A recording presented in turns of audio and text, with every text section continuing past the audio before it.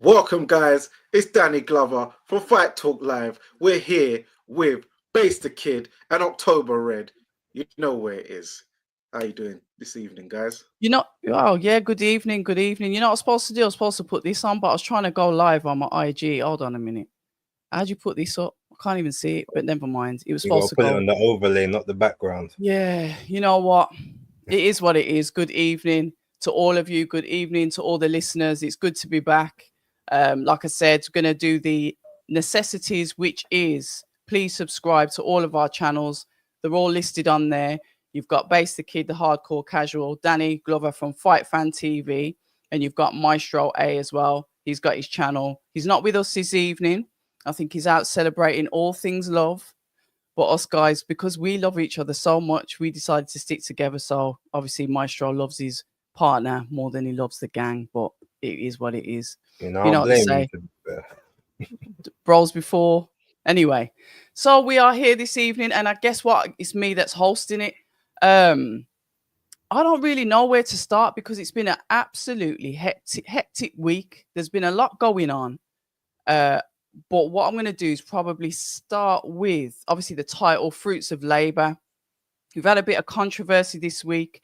We've had Base the Kid and Danny and Maestro in our little group chat talking about some fruits, some specific type of fruits that got delivered to our boy Keyshawn Davis out there, out there in the US before his fight against the Ukrainian.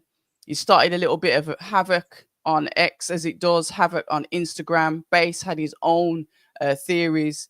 Danny had his. Meanwhile, I'm going up and down to Manchester to different press conferences and whatnot. So what actually happened with that? Because I heard T.O.'s name get thrown in there. I think I'll go to you, Danny. Talk to us about that, and then we can go onto that fight as that's the topic as such. Yes. Well, earlier this week, subsequently, a box of fruits was delivered to Keyshawn Davis's hotel room, which contained bananas and watermelons. Keyshawn would have initially just thought that it was Dennis Berenchek or his team doing it as some kind of thing to get into his head, wind him up, get under his skin. But you know, some people like Base the Kid, he believed it was somebody else. Due to cultural things where I said personally that if it was just bananas, then I would have thought, yeah, because I know European football, they've been known to throw bananas on the pitch, where whether in England and certain other Eastern European countries where they're a bit hooligan-y. But with the watermelons, that's a bit. You've got to really be in the know. That's more of a, what do you say, a delicacy type of knowledge to be for putting watermelons to someone of FBA lineage like Keyshawn Davis, who's from the South. So yeah, I'll let Base unpack the rest since he was on the money. Cluso. Yeah, I mean, look, it was obviously it went in the chat. Maestro was at the press conference and he informed us of the situation. And I got to the chat late. I was busy doing some other things, and then I was reading through it, and it was talking about the watermelon and stuff. And then I saw Red's reactions. I'm like, okay, because obviously we, as black people, we have very intimate knowledge of a lot of racial different things, whether it's overt or covert. But when I'm hearing about it, I guess similar to what Danny's just said there. First thing I said is, yeah, I just don't believe this.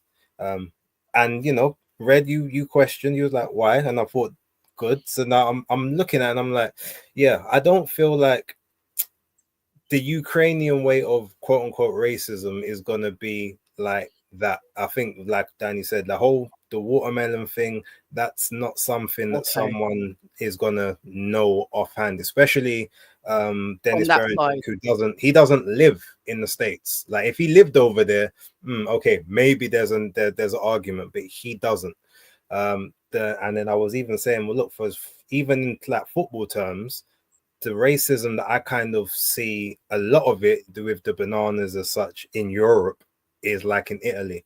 I don't really see that in France or Germany or the other places. There might be other things, but there's that. So I was just looking at saying, yeah, I don't really feel it was that.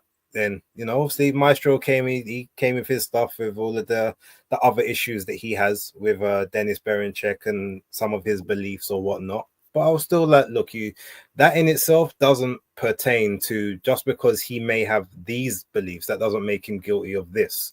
And I was very quick to, you know, I tried to be very detached. I tried to emotionally detach myself from a lot of different things. Some people, it's easier for some than others, and I get that. But yeah, when I was just sort of going through, I was like, yeah, this doesn't really make sense. This doesn't seem correct. And I was like, I don't know. This has to come from someone like of an American background.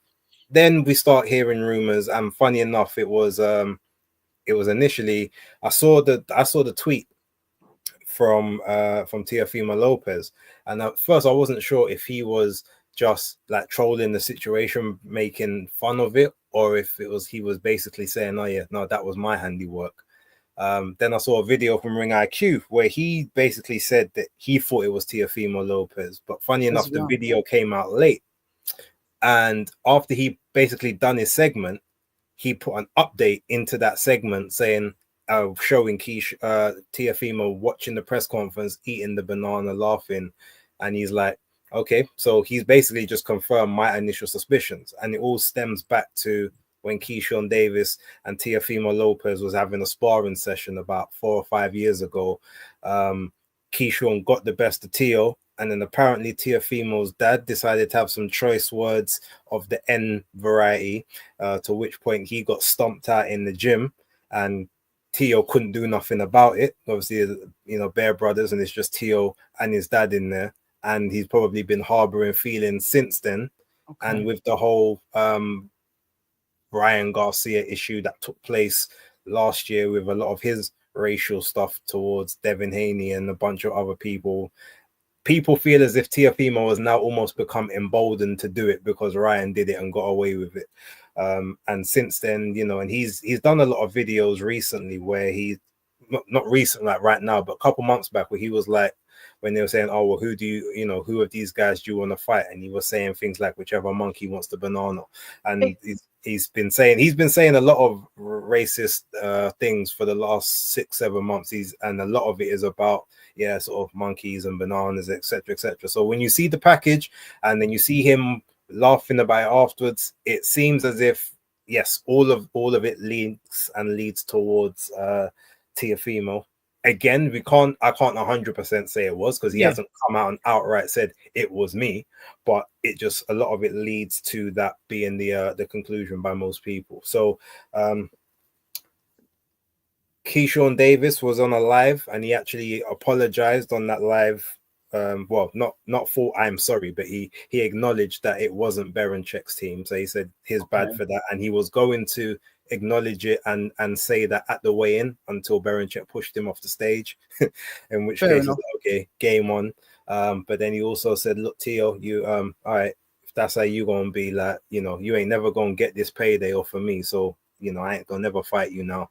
And that seems to be the way that they settle things in America now. It's to not fight them rather than to, you know, go in the ring and punch your man up. They're like, no, I don't want to give you the payday. And that's how they choose to do things. So yeah, that's pretty much the way it's kind of it's gone in terms of that scenario. And I guess we just have to leave it there for the moment. Teo is just a deplorable human being. Just even if this wasn't him, just in general, he does a lot of very deplorable things. It seems like his whole mental psyche has been destroyed ever since that ever since the George Kambosos loss. He's been off the deep end on a lot of different things. So yeah, the less said about him, the better. But a lot of them seem to have banded together now and said that, yeah, we're not, you know, you're not getting no paydays off of us. Let's see how much of a star you really are, and we'll see what he carries on and continues to do moving forward. Yeah, and it seems he's got to be in his bonnet from when he was talking about, oh, well, if you want to keep those black fighters at top rank, you do it. I brought Bud Light over here. and he was moaning. From then, it really started. And even when I posted him, and I said, I think this is Tiafimo was the main culprit. He framed Berenchyk. Then he inboxed me with clapping hands, kind of to confirm that I've kind of cracked the case. Pardon? You? Yeah. You put it in the group, didn't you? Yeah, I put it in the group. You know what? Because I've been distracted. I've been all over the place. So I didn't even take any notice of that. He put clap hands to you. Yeah. Yeah, he added Tio in his thing saying, "Oh, I think I cracked the case. It looks like it was Tio," and then Tio responded to it in the obviously with the clap hands in the inbox. Yeah, but yeah, Okay. it is what it is. But we move. Thankfully, if Maestro was here, we'd have probably had another 25-minute segment on this. Yeah, with pictures and diagrams included. Shout out to Maestro. But like you said, and it don't give it any air. It is what it is. Kishon went in there and done a beautiful job anyway. Well, I don't know. I didn't get to. I've only seen like the highlights of the fight, the odd hours of the morning. I was out and about anyway because it was the evening of love. So I didn't get to watch it. So I don't know if you guys want to break down that fight. Is there anything to break down? The card, obviously, Jared Anderson. I'm hearing stuff that he's not quite the same. I don't know. Anybody want to pick up on that? Because I didn't watch that card. Well, I saw highlights of Jared Anderson. I didn't watch the full card because I don't even know why. I think I was working or something, or I was tired or something. But yeah, I saw him getting caught. He managed to get the W, but yeah, he was getting caught on the floor. Fling what? Didn't he throw the man on the floor? Oh yeah, I saw. Yeah. He kind of hip tossed him on the floor. He got caught a few times, and yeah, he won on points. I saw the main event where Keyshawn Davis. He looked good. He looked a lot physically bigger than Berenchyk.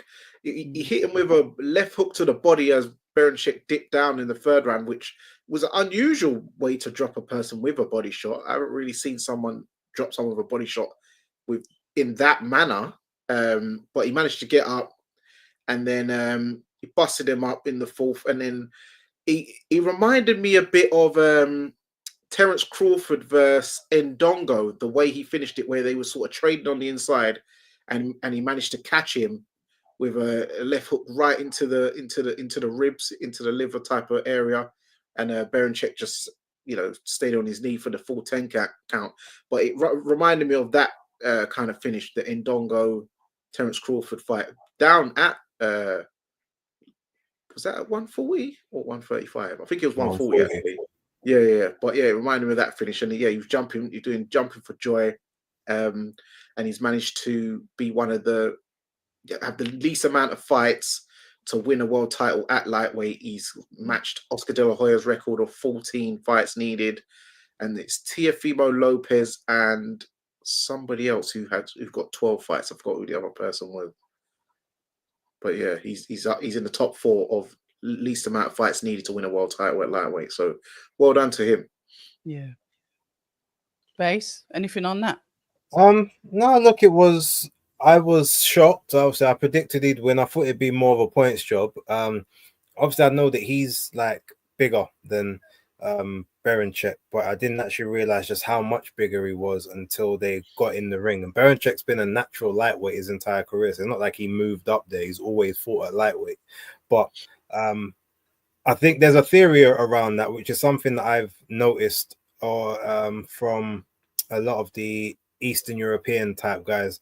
A lot of them fight closer to their walk around weights than a lot of other guys from Britain and America and such, because they're not dehydrating themselves during training camps. They are staying hydrated. So where they fight at is not too far away from where they are. So very few of them are cutting like 15, 20, 25 pounds to make weight. They're cutting like 10 to 13 to 14. So when they actually obviously when you get the other guys who look emaciated on scales, when they sort of balloon back up, you get these ones, they just look naturally bigger.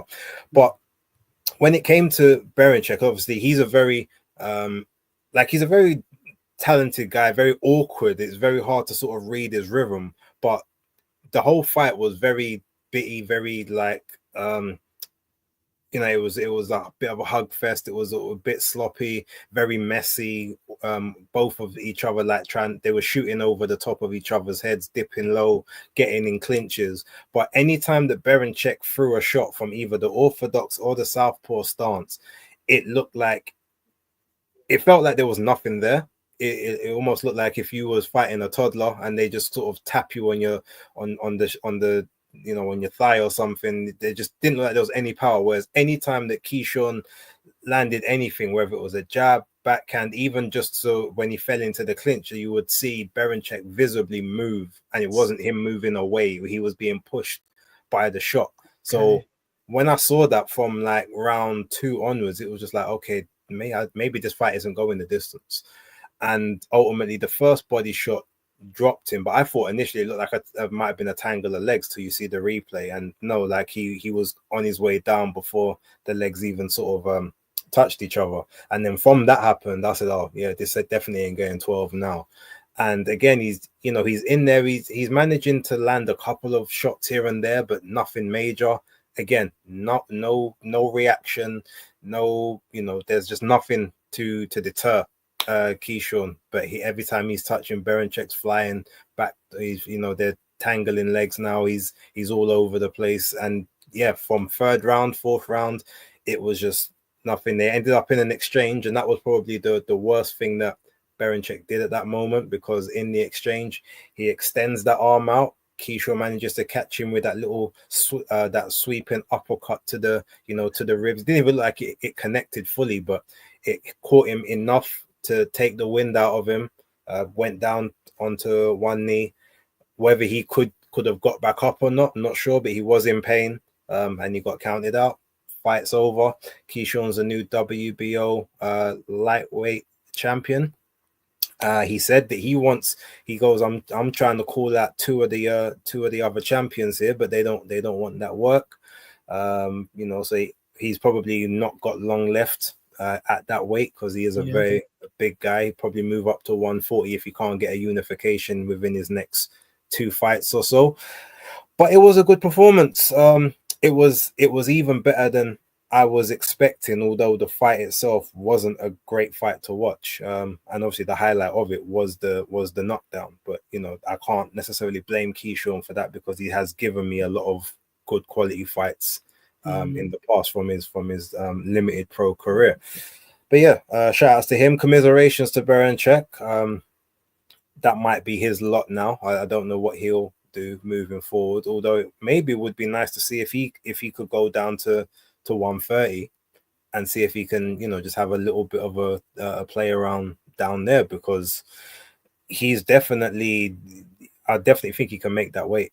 He might have a bit more success with those guys that are much naturally smaller than these big 135 Americans, Brits that just rehydrate up to crazy weights, and he's still looking around like 143, 147 or whatever. So yeah.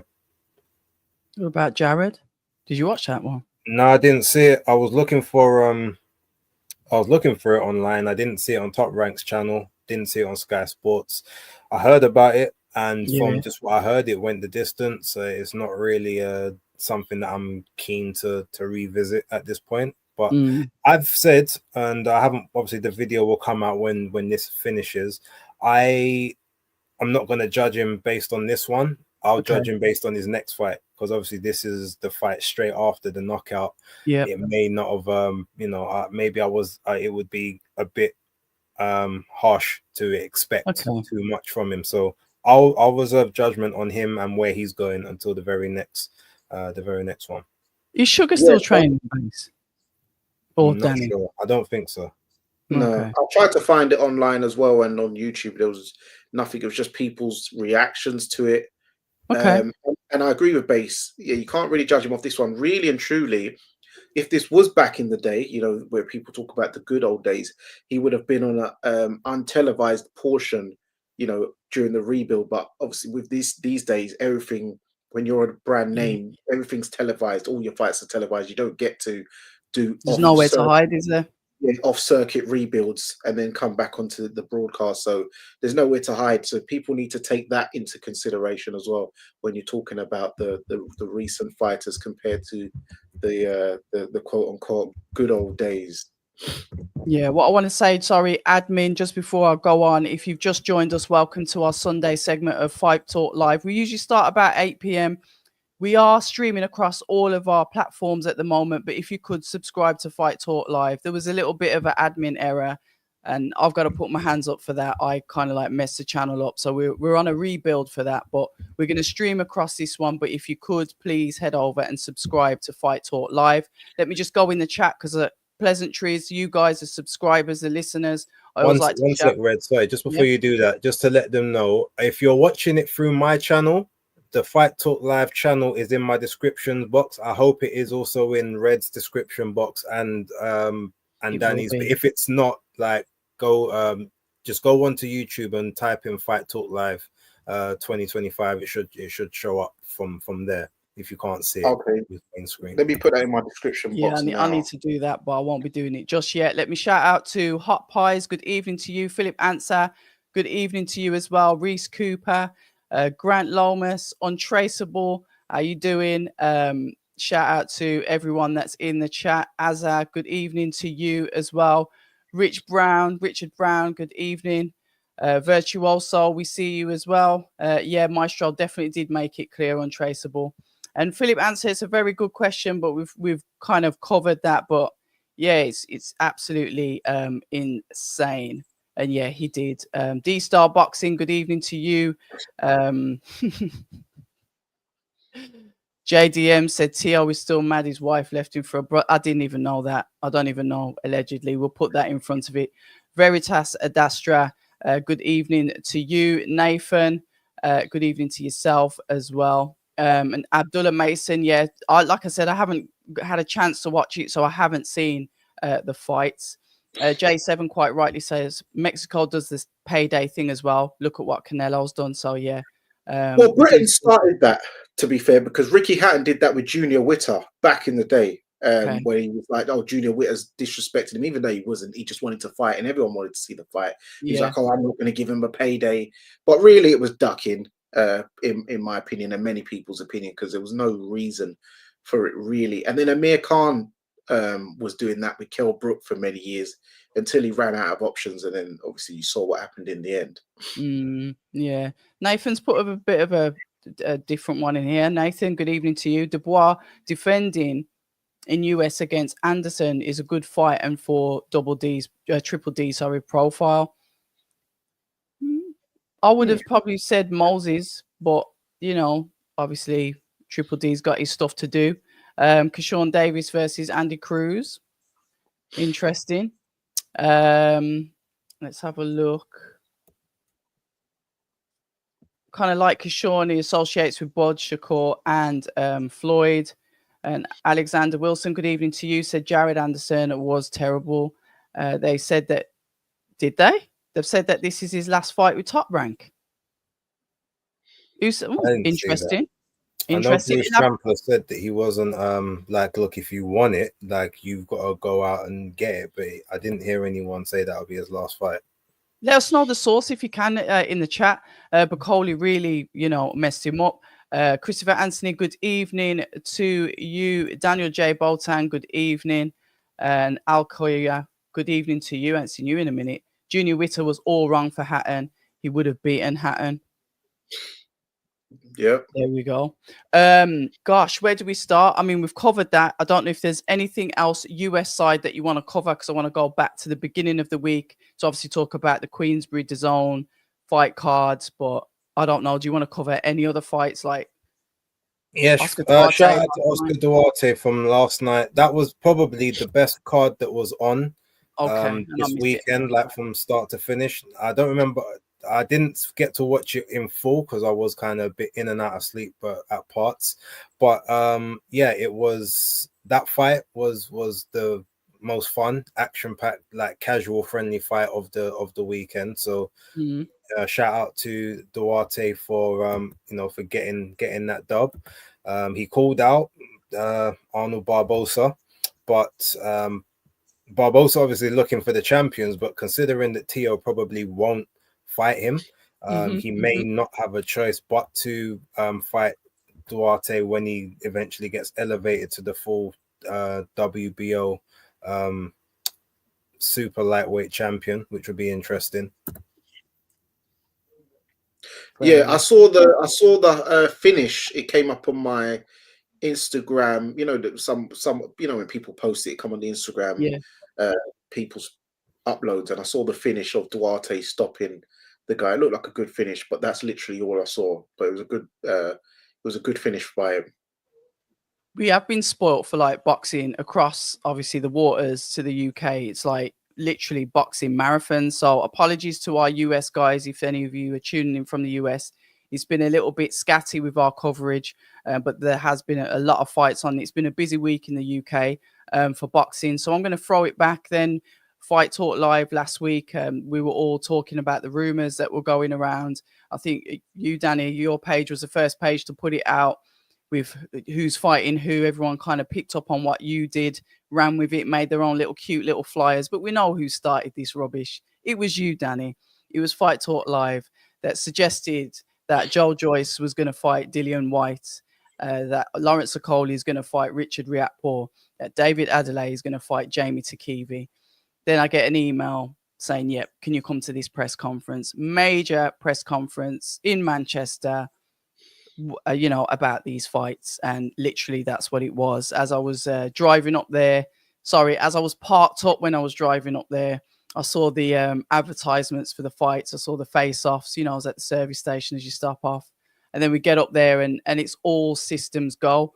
The launch with Queensbury going to DAZN on April the 1st, and then the first fight being on the Saturday, called Heavy Impact. An interesting card, an interesting start to DAZN as well. I like the fact that Frank Warren, being the home of the heavyweights, is bringing out a bit of vintage and mixing in that with some of the new. And when I talk about the new, I'm talking about Jamie Takivi, David Adelaide, the newer heavyweights. Then obviously the fresh heavyweights. Well, Richard's really fresh, but Lawrence Okoli, fresh heavyweight to the scene. And then we've got some vintage with Dillian White versus Joel Joyce. I know, Base, you do your picks, so I'm going to ask you to skim over it and then move over to Danny, and then I'll give you my 50 pence worth as well. But overall, I'm happy to see that card. Yeah. In terms of all the British cards that have been announced, I guess, for the first half of the year, it probably is the one that's most appealing and pleasing to the casual fans or the general fans. It may not have the best technical matchups, or maybe the most high level intrigue or ring IQ displayed, etc. But what we are perceiving is that there's going to be a lot of knockouts on that card. There will be a lot of violence. There's some rivalries and some bad blood in there, which is always good for the narrative. And even if the fights aren't the the greatest, there'll always kind of be an intrigue because everyone on that card is always just one punch away from being on the floor. And I think that's the intrigue that kind of will keep the casuals engaged and involved. So yeah, overall, I'm quite happy with that card. And obviously Frank Warren, spoiled at this point. Home of the heavyweights is Queensbury, and it looks like unless some people start looking a bit further afield, it probably is going to stay that way for the foreseeable future. Frank's got the up and comers, he's got the current contenders, he's also got the also rans and the past gatekeepers. Plus he's got one of the two world champions at this point. So yeah, it's a casual's dream, a hardcore something other dream, which I won't say on here, not to get us demonetized. And yeah, look, it's just a fun night, and the only thing about the night itself that holds any criticism is the fact it's in Manchester. And as much as I love Manchester, you got 6 brothers from London, and they're all fighting in Manchester. That just doesn't make much sense to have people traveling up there for that card. But we'll see if they've got enough pull power to sell out the stadium or at least get it half full Trappers. for himself. So we'll wait and see. If there's anything that I have to criticize, it's that the location doesn't make much sense. But otherwise, great card. Danny. Yeah, for me, Oh, I like the way they've done it. If you go from the top to the bottom, it's like past, present, future. absolutely. Absolutely. So that was good. David Adelaide was surprisingly a lot more respectful to TKV than he has been to the last couple of opponents. But you know, it seemed they shared a lot of rounds in sparring. Also, TKV being from Tottenham, you know, he has that maybe a bit of street cred as well, which David, I imagine, respects as well. So he wasn't really pushing up on him. Obviously, we know that the Akoli Richard fight, we know that that's been building for quite some time now. Yes. And it was very interesting, some of the interviews that came out afterwards. Make sure, guys, you check out Lawrence Akoli's interview and Richard Riakpor's with October Red. They gave some interesting, backstory. I saw Henry Akoli speaking with Undefeated podcast. He had a lot of things to say there. I definitely will have to speak to him in the future soon. And then we've got, Dillian White.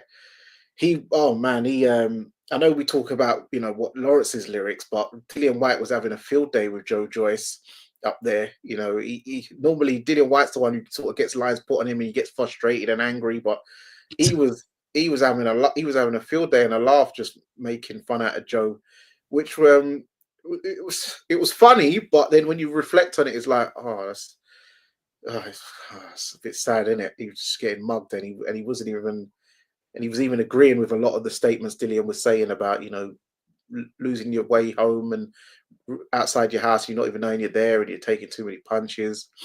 But yeah, Frank Warren, great card. I know people were talking about, like, for instance, Bay, she said about taking all the London guys up to Manchester, but what it is that places like Manchester, Liverpool, because they're fight cities, they will welcome these guys with open arms. So I feel that this is why maybe Chisora likes going up there as well, because these guys get behind big fight nights like Manchester, obviously London. Because what it is, a lot of cities, they normally need a guy from their city they get behind. But say you're from London, you can't really get Londoners behind London because there's just too many of us, and we don't really support a certain fighter like that. You might just have a little pocket, a little like section, but say a fighter's from, I don't know, Huddersfield or Grimsby, the whole of Grimsby will be out. So I imagine, they'll have someone from Manchester on the undercard, and that will get them all behind. But Manchester, they know who everyone, all six of these fighters, Manchester people know. The Mancunians know who everyone is. Liverpool's just a short drive. Leeds is just a short drive. And I've even had people messaging me, proper armchair casual civilians messaging me saying, what are you saying? Is it, do you want to come on a road trip to Manchester for this fight? And they're looking to buy tickets and make it a road trip. So yeah, I don't think they're going to be struggling to be selling tickets up there. And obviously you've got the Newcastle, the Tyne and Wear people, they'll come down for a fight night as well. So yeah, I think it will do just fine up in Manchester, to be fair. Yeah, you know what? Because obviously it's Manchester, it's like up the road from me, not too far for whatever. Because I'm usually always in London anyway. Good card. Yeah, reflecting on obviously Dillian White and Joe Joyce going at it. Joe Joyce has got a sense of humor. He was laughing with Dillian. It seems like it's quite jovial between the two of them. I've seen Marvel, Joe Joyce's mom. She posted with it as well. Said it's good to see the banter up there. I get it. A lot of people have said they don't think Joe Joyce, should still be fighting, but he's still dangerous. It's still a dangerous fight for Dillian because I think it's going to be whoever lands properly, like clean. Someone's going down on the floor, so it's still a dangerous fight for both of them. And yeah, it's the heavyweights. The punishment is there. I'm not the judge and jury of who should be fighting. Everyone's got their opinion, but the fact is, they're quite strict with like brain scans, etc. over here with the Boxing Board of Control, and I'm presuming that they will if they haven't had the brain scans yet, pass the brain scans, because we're quite strict here. And hopefully, you know, it should be all right. Boxing is a dangerous sport, and I make no bones about that. But I am looking forward to the fight. It is a casual's dream. And like Danny says again, you know, it's the past, you know, potentially the past, you know, the present and the future. The Lawrence Okolie versus Richard Riakporhe is a fight that's been going on for several years. I've been having a scour around the internet on various conversations that they've had about each other, quite a few of them from, you know, the work that I've done with both of them. It's an interesting fight. I think the build up around it, there's so much that they can really capitalize on to build that fight, to make it what it is.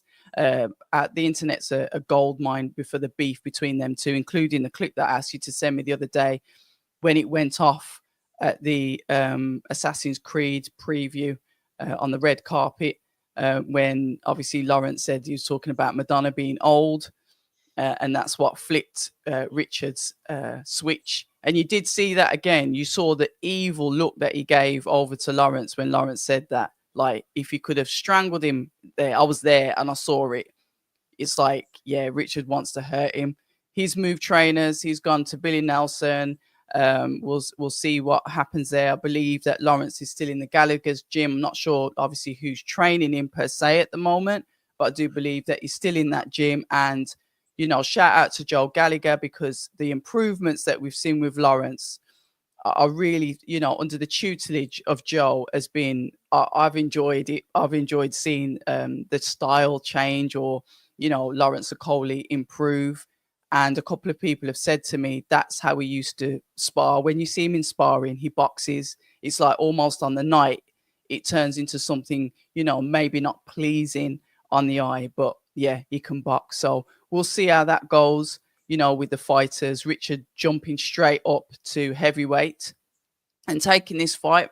It's a risk. I'm not going to sit here and say that I'm comfortable with it. It's a risk. We'll see how it goes. I'm not doing any predictions because I'll probably get it wrong anyway. But yeah, good fight. David Adeleye versus Jamie Takivi. I like the fight. I never saw that coming. Even when you announced that, Danny, I was like, huh? That was the one that really like blew my mind. I heard the rumors about the others, but this one was like out of the blue. And I thought, those pair have got completely different styles. Horrible matchup, but I do predict a really good fight. Jamie Takivi's last fight.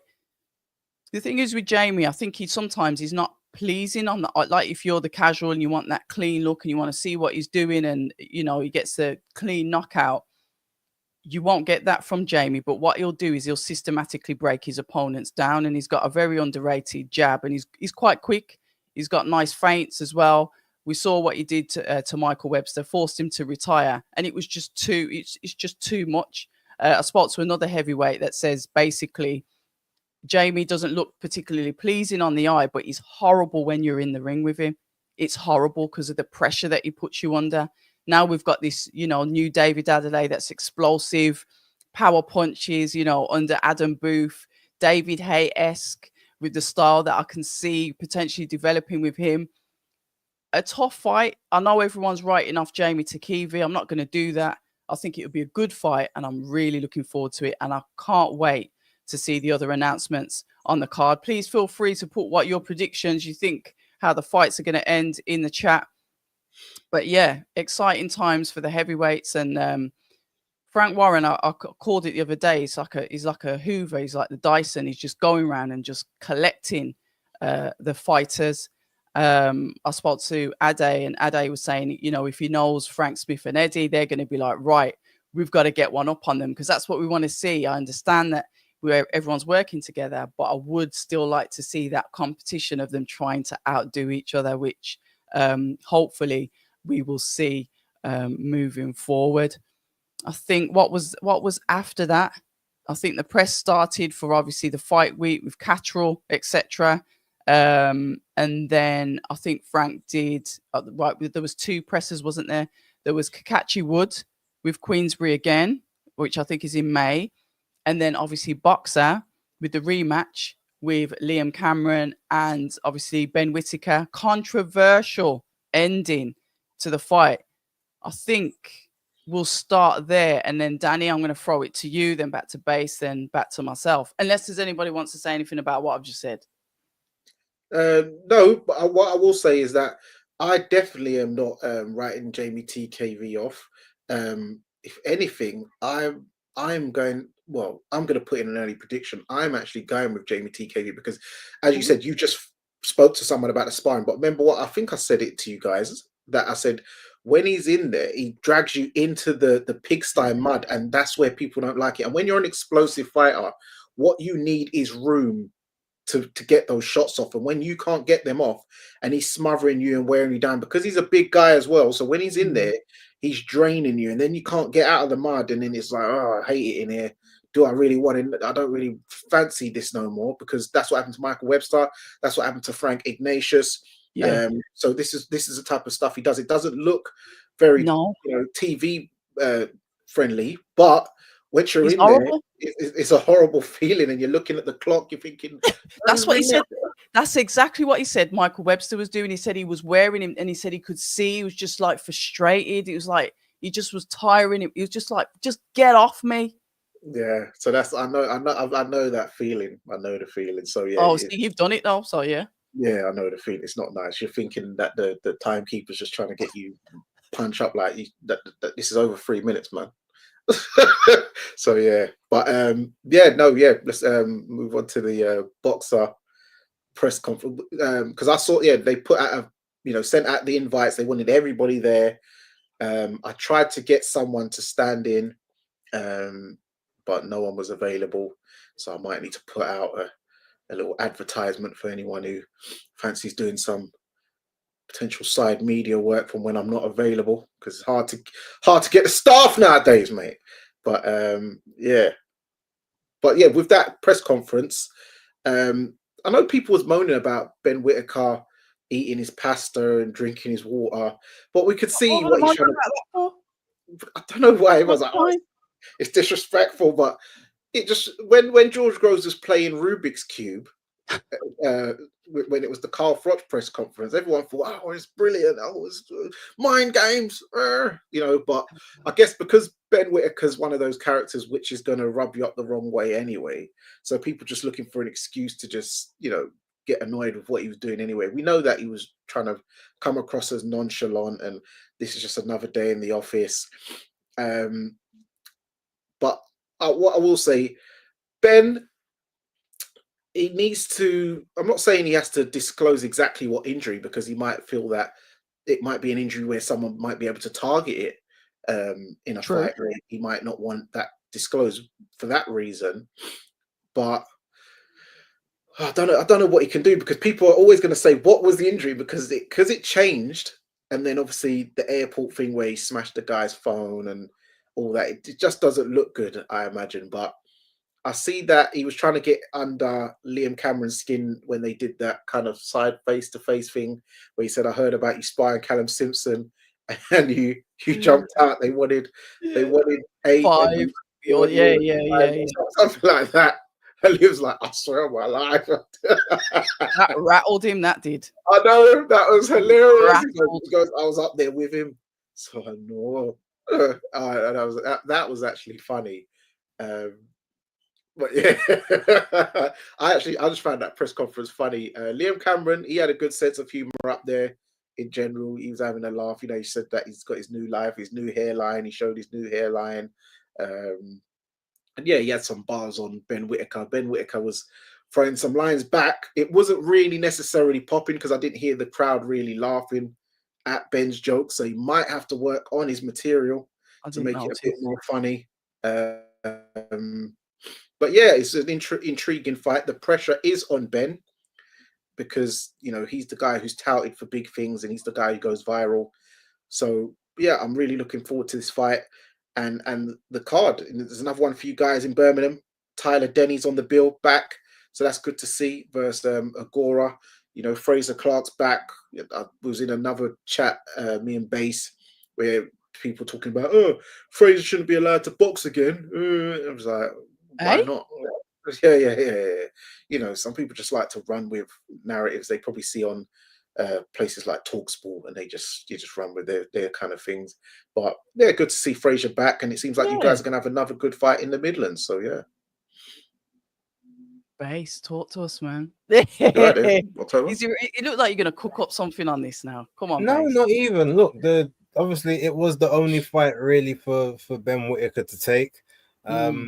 It's I know a lot of people were comparing it to the sort of the Carl Thompson thing with David Haye, but I guess the big difference in that one is there was a conclusion to that fight, and you kind of you Base. take it as you you take it in your stride. All right, it wasn't the case that he was better than me. I ran out of gas. All right, I don't really need to revisit this. Maybe he should have just for the optics, but he went a different way, and it was what it was. Whereas this one, this is all that people were going to be commenting. And as much as like Ben said, oh, well, look, they was talking about me for like 3 weeks, and then all of a sudden it went quiet. As soon as he came back into the public's conscience, the first thing they said was, oh, well, Liam Cameron said they came back. So while I never think that he didn't want to take the fight coming back, it was one of those fights where if he didn't, it was always going to be a problem. And, even his own team within Boxer and Sky Sports would have probably said, so after his next fight, so what's next, Ben? I mean, look, there's a certain Liam Cameron that's still, popping around. Is that sort of a fight you're interested in the future? And it's going to constantly keep coming up. So rather than have that, you get it out the way now. Win, lose or draw, you go back in, handle the business. If you lose, all right, cool. That's just now you go another route and it's conclusive. If you win, you close that chapter out. And if it's a draw, then maybe you do the same as if you won. Either way, you close out the chapter. So, all right, cool. I went back in, rematched him. He was lucky he got the draw. That's your lot. You don't get another payday off me. You keep it moving. Cameron's stock rises again off of Ben Whittaker's name, and both guys go their separate ways, and they make their career, and maybe they meet up again that somewhere further down the line. In terms of the card, I think the card on paper, I have to say on paper, looks pretty good. The Frazier Clark fight surprised me, in the sense that Ben Shalom was saying, look, he's not really going to be he's not going to be sort of in there with the the biggest of names after what happened, but just the fact that he's back out is a plus. I've obviously got to hold my hands up. I said I don't think he's ever going to box again. Did you? So, yeah, I said that on this platform. One of our previous after the break and all that. It's like, well, to me, his level, if he believed that his level was going to be anything above British, he's kind of found out that that's not the case. And so, if as someone who aspires to be more than a journeyman or a gatekeeper or just a domestic fighter, which is what I believed he did aspire to, there's no point carrying on, especially with that injury, with the chance of it happening again. And he said that he suffered that exact same injury before in the amateurs. So getting like your mandible, your jaw broken twice, is that really so? Why do you want to tempt fate for the third time when you probably don't need to at this point? I'm pretty sure he's savvy with his money and whatnot, and he'll definitely always get punditry work and all of that. But he's back, so I was wrong. Shout out to him. Tete, initially you think, okay, well, that's not a great fight coming back. But that being said, Dillian White had a mad stakeout with him. He just legitimized Tete's name the same way Tyson Fury legitimized Francis Ngannou's and Otto Wallin's and pretty much anyone else that wasn't named Deontay Wilder. So yeah, you get a little bit of highlight off of that, and now you compare that to what Dillian White did. So no doubt, if Dillian White loses, I would say to Joe Joyce, you can see the next fight will be White versus Clark. That's just the trajectory that's gonna happen. So yeah, that you got that building block and that comparison there. But if Tete can, if he can last in there, hang in there, sort of 5-6 rounds, it'll be interesting to see how that fight plays out. But at this point, we don't know. Tyler Denny obviously on the card. Shout out to Tyler against Elvis Ahoga. There was another fight on that card. With what was the other fight on there? Cutler and Eggington. Oh yeah, that's the other one. Lee Cutler, Sam Eggington. Yeah, it looks like a pretty decent card. So you know, I might have to figure out a couple of annual leave days at work. I might have to move some over from somewhere because I should be coming back from holiday the day before that fight card takes place, or 2 days before. So yeah, I'll see. Oh yeah, actually no, I don't need to take no annual leave because that's Easter Sunday. The weekend, yeah. No, it's Easter Sunday. Sunday. Yeah, Sunday, isn't it? Yeah. I've already got the Friday and the Monday off work anyway, Nice. so yeah, I probably will be up there for that card from the Thursday onwards when I touch back down into the country. So yeah, decent boxer, look like they're on the right track, but you know, we say that, bear in mind they've had a lot of cards which have looked good on paper and then failed to deliver, so I have to temper my expectations, same as I did for this weekend's card just gone, which I'm sure we'll talk about later on. But yeah, I'm happy that Ben's back. I feel like he's kind of been feels like he's been missed a little bit since October. But yeah, let's see kind of what happens and look forward to it. Yeah, you put some you definitely put some food for thought in that. Yeah, good to see Ben back. I hope Liam's not overlooking Ben. I don't think Ben was actually boxing like he usually does in that fight for whatever reason. I don't know. I'm not going to make any excuses. I haven't spoke to him really before and after, so I don't know what's going on with him. I've heard that potentially he's changed coach. There's some rumors circulating around about Andy Lee, but who knows? Nothing is confirmed. But I think if Ben is Ben, and I've tried to say this to Liam, I said, do you think that if Ben was boxing how he boxes, that you would have been able to keep up with that? And he was going, no, it was his style, Liam's style, that forced Ben into that type of fight, because he reckons if he tries to box and move for the full distance, he'll tire. So it's interesting. It'll be interesting to see how the fight goes. I think if Ben does what Ben does, he should be okay. And then we'll see this time, because I believe that this time he's going to go in there full throttle. We'll see if Liam really can dismantle the style that Ben Whittaker's got.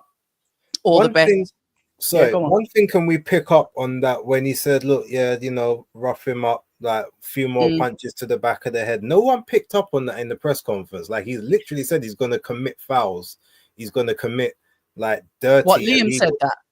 That's what Liam Cameron said. Yeah, okay. You know, a few more, rough him up, damage him. You know, hits to the back of the head. He didn't like that last time. Well, of course he's not going to like that. It's illegal. That's what he said in the press conference, and no one picked up on it to say, "Well, are you sure that that's the right way to go?" But yeah, I just wanted to kind of put that out there. No, I didn't even know that. But to be fair, I was up in. I think that people did pick.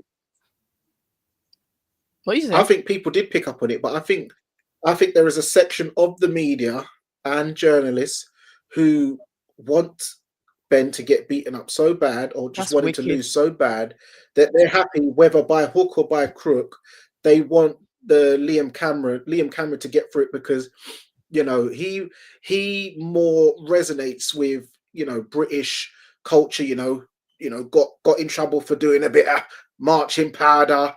You know, he's been down, and, you know, we're rising back up, and, you know, he's had such a tough, you know, few years when he suffered the ban and stuff. So they want that comeback story so bad, rather than someone they don't really relate to a Ben Whittaker as they would a Liam Cameron. So people heard it, but they don't mind that, as long as he gets the W. That's all they want for Liam Cameron, because they don't like Ben so much, and they feel they resonate more, maybe due to some nepotism also, with Liam Cameron. That's my conjecture.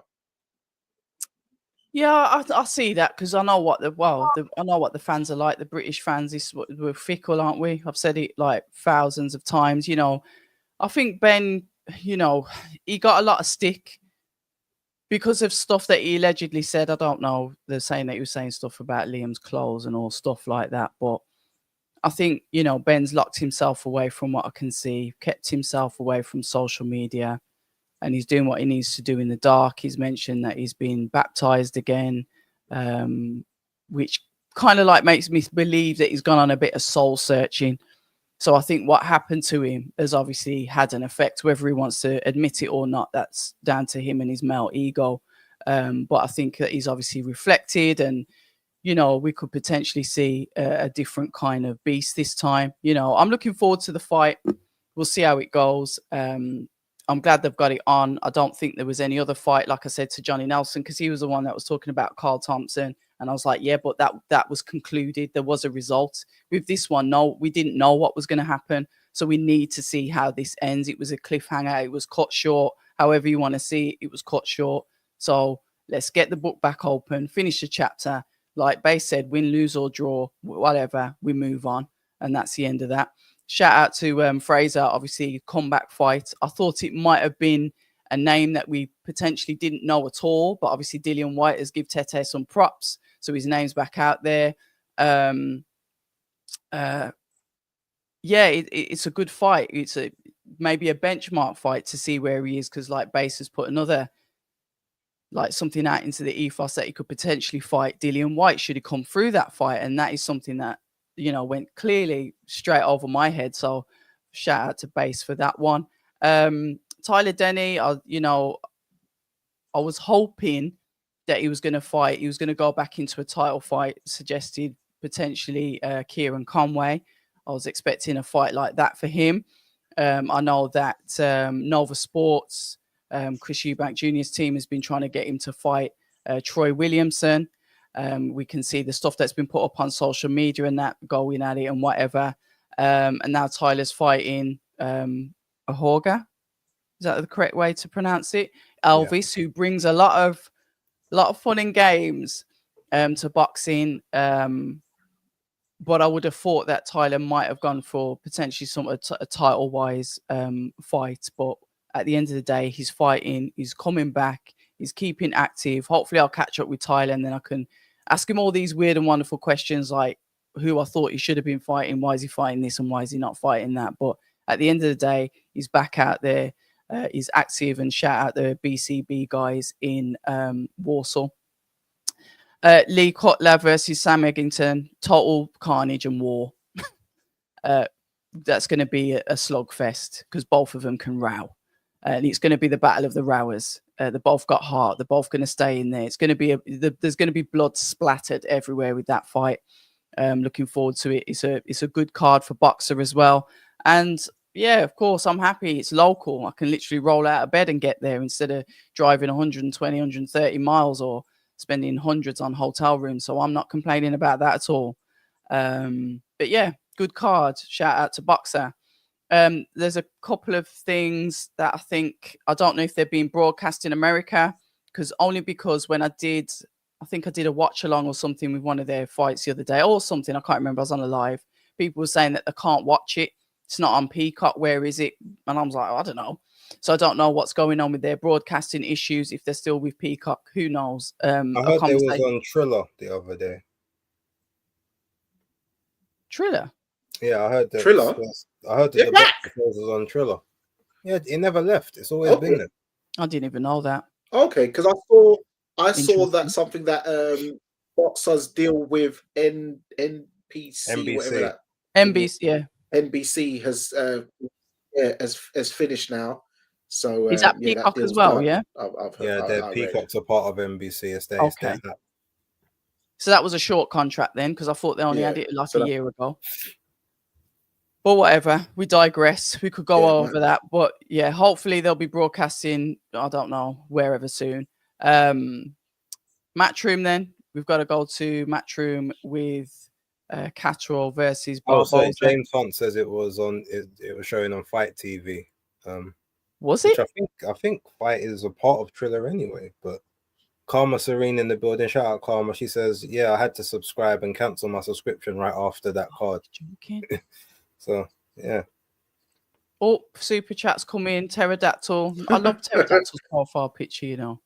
Good evening to you, and thank you very much for the donation. Tony's jumped in the chat as well. Good evening to Tony. Good evening to Bon Scott. Talksport clamoring for Chisora to fight again, but not Clark. All fighters are at risk. But who is more at risk? Spencer Oliver should know better, considering what happened to him. you know, with the Scots, they're always going to tell it how it is. The further north you go, you're just going to get real, and Mhm. real, and real. Shout out to Bon Scott. Big up. Yeah, shout out to Bon Scott in the chat. Fraser Yeah, and big up. Adelaide is a decent matchup. Yeah, 100%. I'd definitely like to see that down the line. And Emma, shout out to Emma, is saying that Tete is Clark's level. No, we're going to go on to that now, Jay. 7, we're going to go on to that now. I enjoyed the face-off. They had a face-off the week before, a live face-off, which I thought was brilliant. They sat them there, you know, no editing. It was what it was. And then obviously we move on to fight week. Spoke to Barboza, and one of the things I said to him, I said, you do know that Jack Catterall's like nickname is El Gato, and he sort of like scoffed and went, I'm the Mexican. So you could see he was almost like, how dare he take that as a name when I'm the true Mexican. So I thought, oh, spicy. But yeah, I'll start with that fight. I enjoyed it. I just see Jack is very composed, counterpuncher, relaxed. But I just think he started way too slow. And he just made it Barboza's fight. I know everyone was saying that it was a close fight, etc. I'll leave all that scoring stuff to Emma in the chat base, and obviously you, Danny. But I'd say Barboza, to me, was just more aggressive, more come forward, and really started to land at will later on in the fight as well, with his shots. So I think it was a deserved win.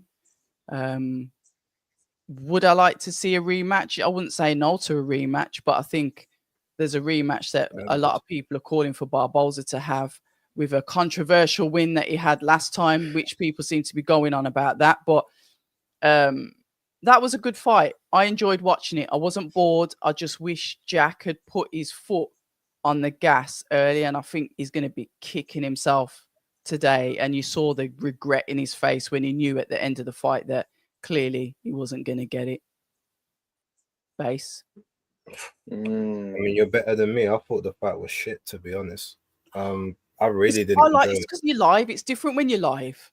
Yeah. The thing is, I've seen fights live that I thought were shit live that I actually liked better when I watched on TV, and vice versa. This one, the whole first half of the fight, it was like, okay, you're kind of getting into rhythm, fine. It was very messy, very kind of hard to score. It's like, okay, well, this person's maybe had one shot better than the other. Sometimes hard to tell if a shot landed. Yeah. Barboza was he looked very scrappy. He looked like he was trying to shoot from range because he had the longer range and was taller than Catterall. So it was almost like he was trying to throw from the outside just so that he couldn't be countered. And that clearly that was a tactic to start with. The fight picked up a little bit towards sort of the later rounds, very, maybe sort of round 8, 9, 10 a little bit. But overall, it was just a fight of two guys. I mean, I'll give Barboza credit for at least trying to step forward and, trying to engage at times, but they're both two pure boxers that don't really press the action, like to sort of box and move, attack off of the back foot, especially Catterall. Like, he's got no forward motion in him whatsoever. He only looks good against people that pressure him. And even then, the fact that he has people that pressure him and he doesn't work hard in rounds, unless he clearly lands like, 2 or 3 highlight shots, he ends up getting outworked, which is probably one of the reasons why he ended up getting that controversial loss to Josh Taylor in the first fight, and almost threw away the second one and had the stakeout with Jorge Linares. It was one of those fights, as you said, he kicking himself for not doing enough. But when we look back at a lot of his fights, he actually, he doesn't. He relies on the other person. This whole the cat alias that he has, El Gato, like, well, cats are also known to attack. Like, they don't just play off the defense. And I said in my video, which you guys will see later on, maybe he's got to try change his name to El Perro and become the dog, and he's got to start going forward, because that's the only way he's going to be winning these fights. What makes it worse is he's not, again, the whole boring advertisement and promo was amazing. But that's what people look at him and think. Boring fighter, never steps on the gas, wins with like he's always just within himself, just wins comfortably, doesn't press the action. While he's been in this last period of his career, when he had obviously the grace from the first Josh Taylor fight, there's been no knockouts, right? And it's fine. We know boxing isn't all about knockouts, but however, name me one of his fights outside of the Josh Taylor ones that you actually thought were entertaining, apart from maybe the Prograis one. I like the Prograis fight. Let's look at the Prograis one. The first 5 rounds of that fight was awful. It took for Prograis to knock him down and then get brave in there for the fight to pick up. Cattrall never once was on and he was playing the back foot in the whole thing. It took for someone else to initiate the action to make the fight fun.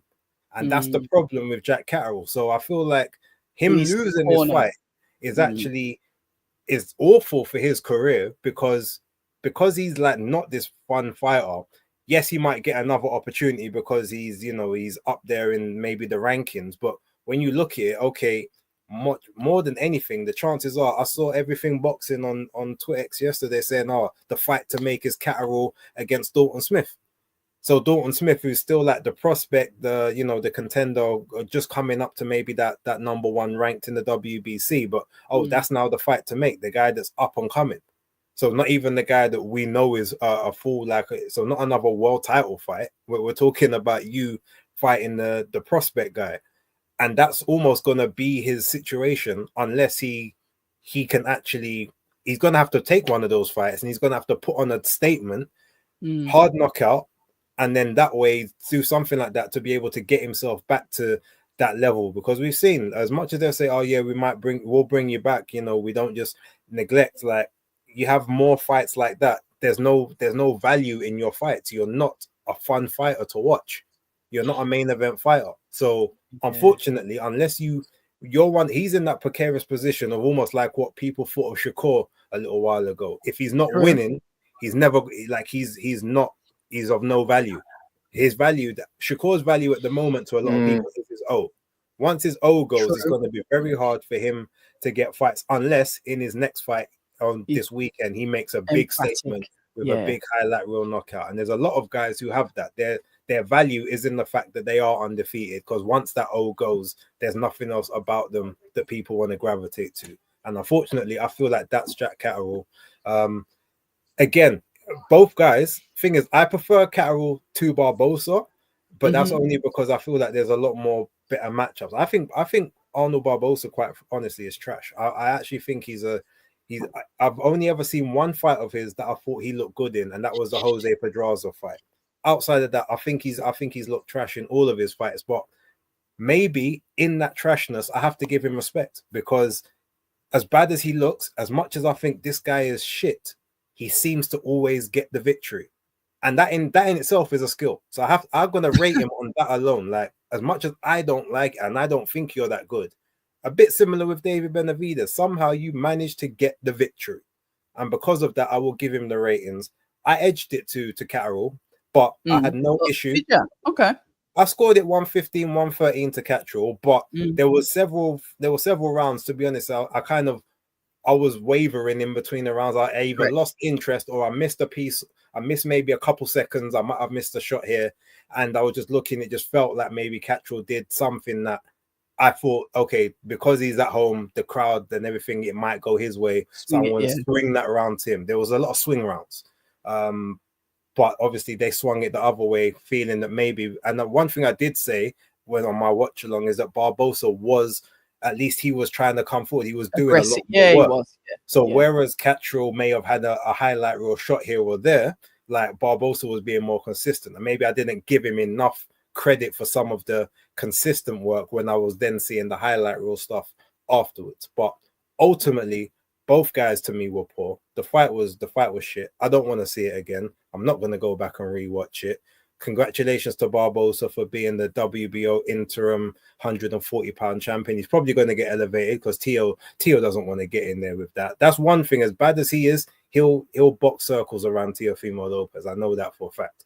So yeah, he's probably going to become the new champion, and then it's just about who he's going to face afterwards. And that's where the intrigue lies there.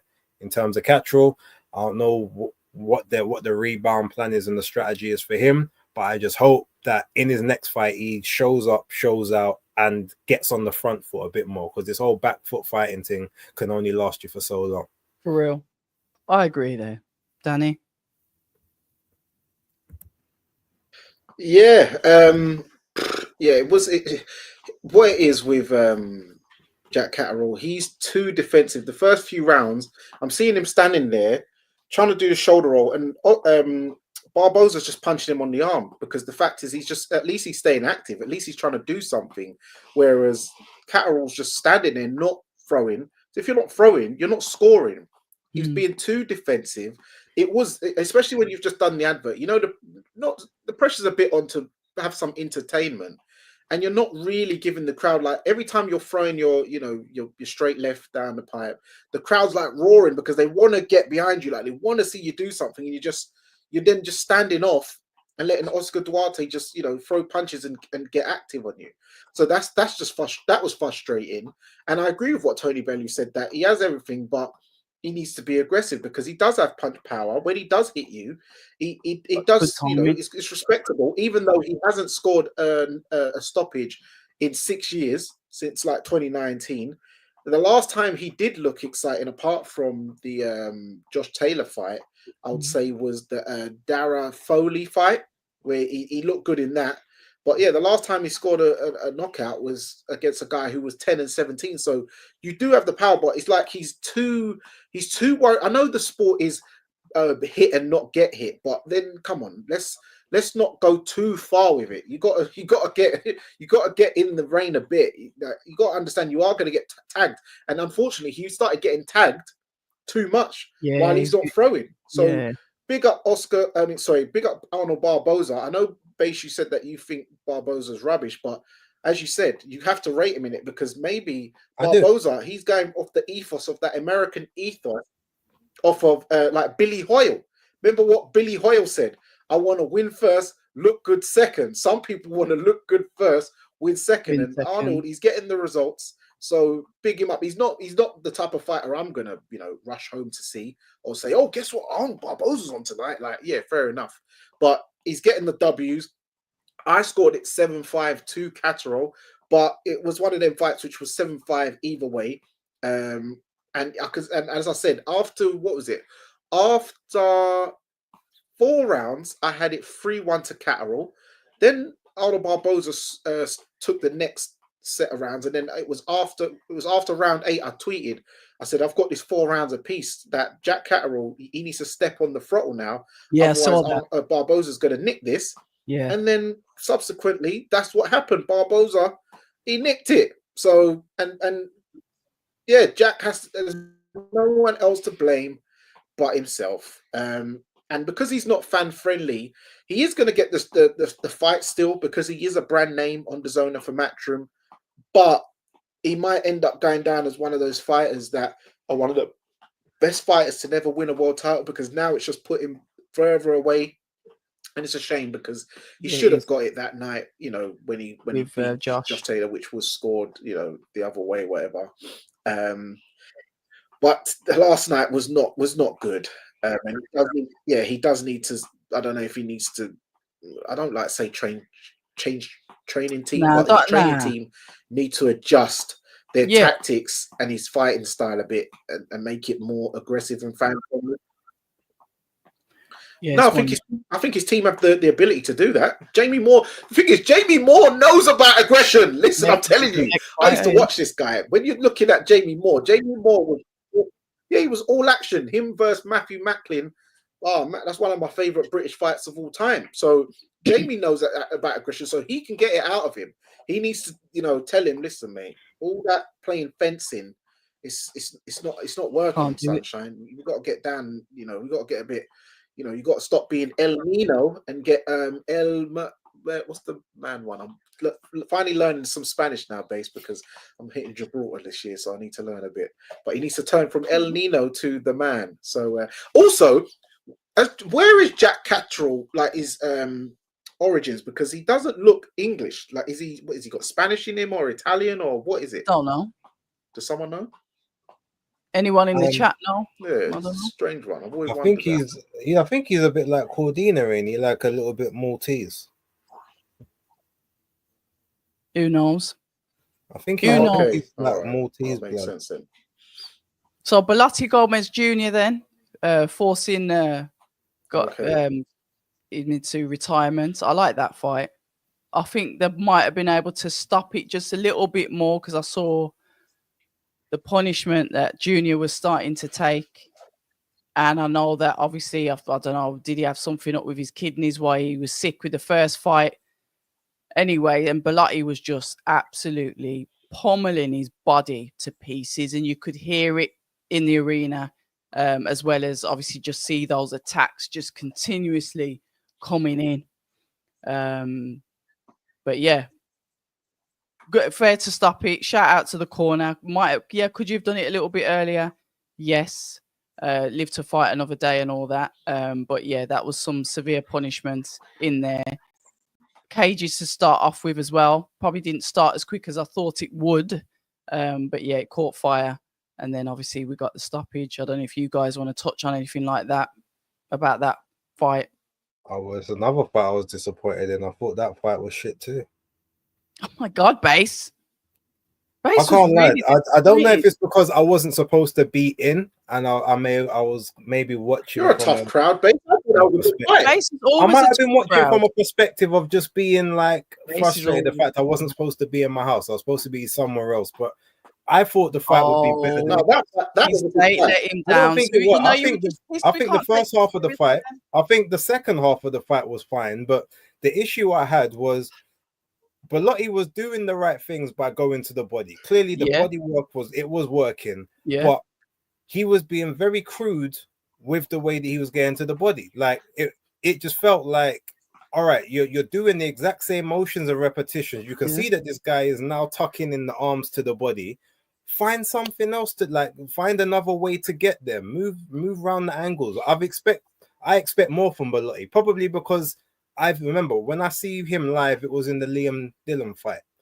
And I've seen him in those type of action-packed fights from start to finish. Whereas this fight, there was a lot of moving, a lot of trying to. It was angles for no reason because the angles weren't working. They weren't really doing much. It took too long to get going, and by the time it started to get going, it just felt like, again, as Emma said in the chat, it wasn't competitive. It was just this one-sided beat down, but it was a guy that wasn't even being smart with the work he was in. It was just literally firing shots, hoping that they're going to get through rather than actually using the skills that I know he has to make those shots tell. He should have got Gomez out of there several rounds earlier than he did. And maybe he just couldn't turn up. Laborious to watch. I didn't like it. So what? I don't know, Danny. Well, I disagree with that. I thought it was a good fight, and you know what? I know that the paying public every time we want blood and guts because you was at the Liam Dillon fight just like me. But sometimes you see with fighters, some days you think, do you know what? I'm going to preserve myself for a bigger fight. Not every day I'm going to take Crash Bang Wallet back. So I'm going to hit some movement. You're saying he was doing repetitive things, but it clearly worked because he dropped him twice with body shots. So he's realizing I'm breaking this guy down with a body. If it's not broke, why fix it? Why make me now go to the head where I might get tagged or something, or it might. When he did catch him to the head, Gomez Jr. wasn't really budging from the headshots. It was the body shots that was breaking him up. So he just done that. And do you know what? He started using the angles because he thought, do you know what? I can use angles this fight. I don't have to get stuck in and take 100 punches this time and get my head and have two black eyes like I saw him in the Novotel after the Dillian fight. And it may have been the story of the night because earlier in the night, I didn't know that Jazza Dickens had angles and movement on him. And he was using angles and he had moves like Jagger and making the Jamaican guy in Zelfa Barrett look stiff in the hips. And I do not know what the hell was going on in that fight. Because Jazza Dickens is a man who normally, he's in there but he decided I'm going to do boxing and use some angles and movement. Bro, move some. So he came with a new and improved style. So that's maybe what Reese Bellotti decided to do and reserve himself for another war in another fight rather than with Michael Gomez Jr. So I actually applaud that what he did. He dropped him twice, stopped him. More do you want? Not every time-based Valentine's Day massacre. You know what? Base is upset because, look, I get it. You know, when you're looking forward to something, it doesn't happen. You're just pissed off for the whole night. No, my issue with the fight is the fact that when he's throwing these body shots, like he's being very crude with throwing the body shots. The fact that he dropped him, he could have dropped him earlier in that fight several times. He's literally, he's going up here and then going down to the body. He did the exact same combination over and over. Michael even saw it and started tucking in the arm so that the shots weren't getting through, and he made no adjustments. So he eventually got the stoppage, but he could have done it a lot sooner. It just looked very crude and rudimentary, and it wasn't of the standard I'm used to seeing from Bellotti. And it's not about, I wanted him to get stuck in and get 2 black eyes. Just be smarter with the way that the shots are landed. They weren't. It's funny. The probably the most entertaining fight for me on the card was maybe Dickens and Barrett. And even that fight, I didn't enjoy that much. I didn't actually enjoy the entire card. I thought the entire card was very poor, if you want me to be honest. I thought you know what, Base? You're not allowed to broadcast unless you've had some dessert. Before I never had no dessert. Because it's Alpha Barrett. Strawberry cheesecake was out of the menu. Oh, tasty. No, don't do strawberry. That's not where we go. Nothing but caramel or chocolate. You know what? I'm just okay. Okay. Is that your flavor? Caramel or chocolate? Interesting. So I thought we were doing fruits of labor tonight. I like strawberries. You know, it's the texture. But anyway, what was I saying? Like so it's Alpha Barrett and Chazza Dickens. Base, I'm going to go back to you, even though you've just like sort of give a quick summary on it. But yeah. That fight, that was a surprise for me, but whatever. No, shout out to Chazza Dickens. I didn't expect the outcome, and you know there was times he was in there styling on Zelfa, but I didn't. Yeah. I watched the fight, but I wasn't like engrossed in it. I was kind of shooting in and out. But Zelfa looked lackluster. He looked even. I don't know if it was necessarily he was dead at the weight. He was uninspired, but he didn't look good. He looked stiff, robotic. He looked slow, lackluster.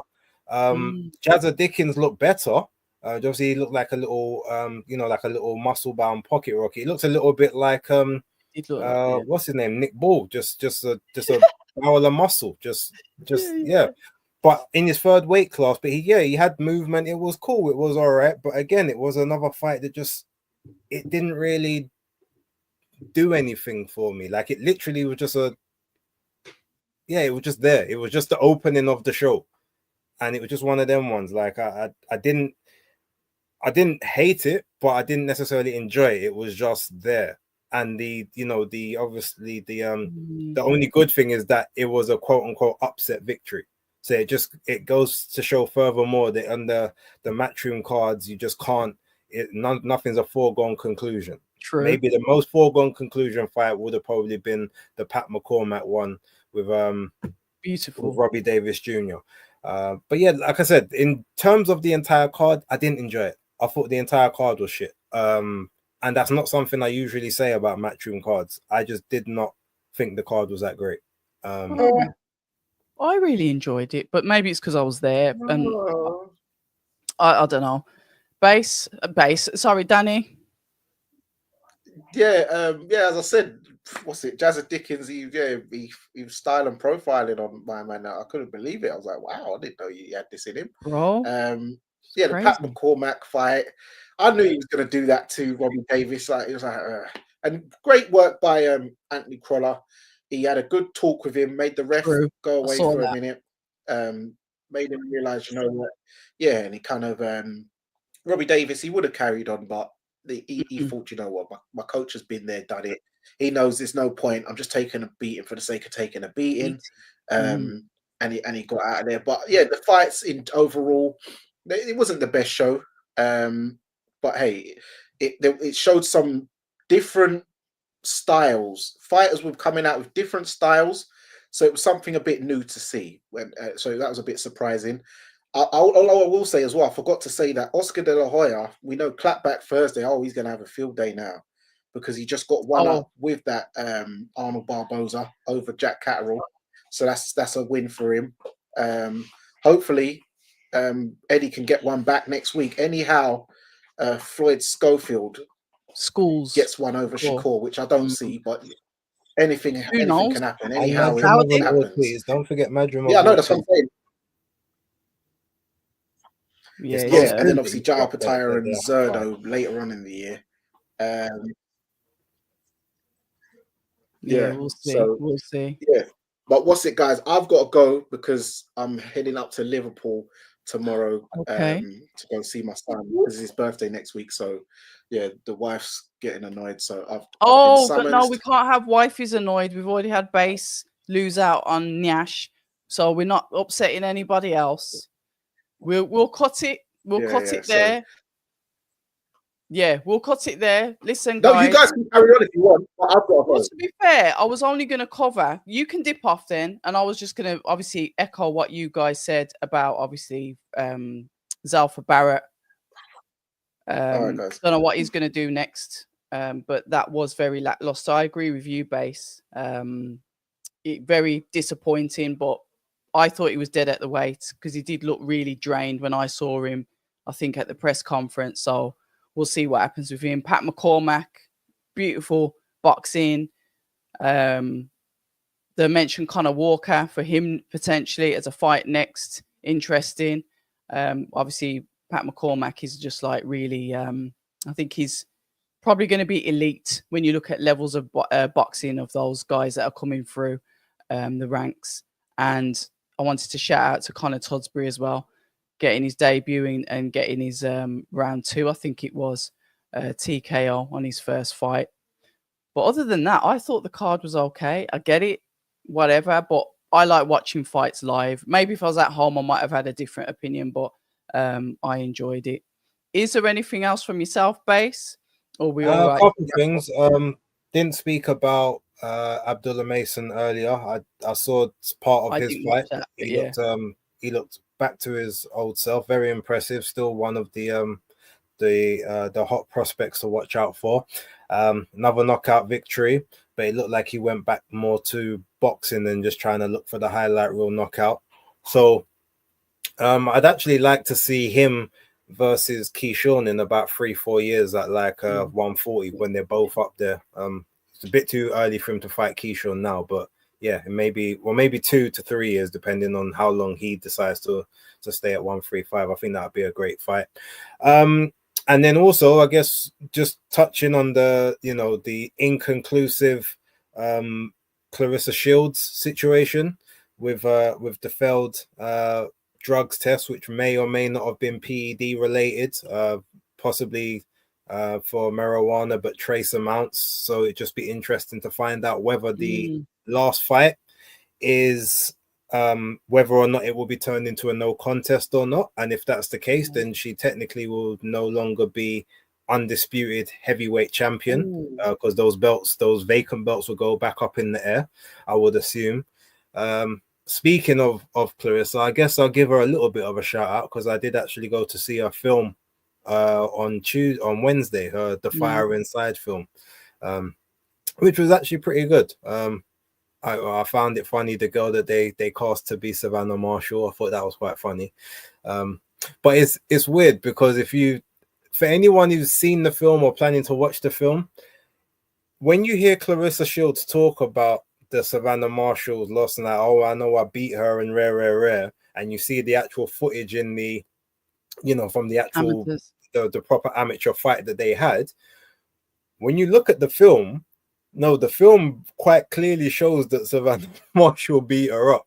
So it's very strange on who decided to choose like how that narrative would go, because she's like, okay, I've got to keep watching this fight. I need to study, like, this is the only person that can beat me. I've got to it shows her basically like meticulously and almost what's the word? What's that word when you just can't get someone out of out of your head, like just Rent free. no, almost. I'll say almost stalkerishly. That's probably not the right word, but that's all that's in my head. Okay. That the way that Obsessed. she's constantly put obsessed. Yeah, obsessively. That's it. She's Mm. constantly watching this fight. Where did she go and wait so that she can Yeah. have the rematch? And that's basically the bit of the narrative they put in the film. So it's funny that she says that she was clearly like that she felt that she won the fight, but in the film, which I'm pretty sure she had a lot of creative control in, Input. Yeah. they had it definitely like, no, she was just making mistakes and getting caught and getting beat. So I thought that was interesting. But yeah, I thought the film was pretty good. So if anyone hasn't seen it, go watch it. I'll give I'll give her a bit of a plug for that. It was a pretty interesting film to watch.